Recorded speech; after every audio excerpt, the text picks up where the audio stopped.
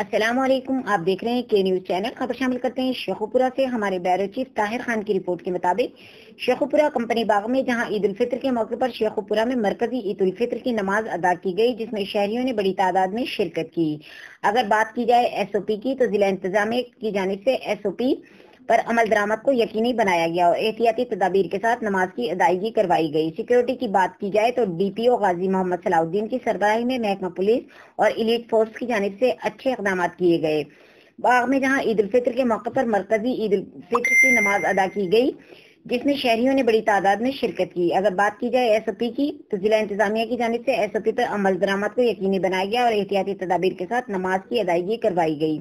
Security کی بات کی جائے تو ڈی پی او غازی محمد صلاح الدین کی سربراہی میں محکمہ پولیس اور ایلیٹ فورس کی جانب سے اچھے اقدامات کیے گئے۔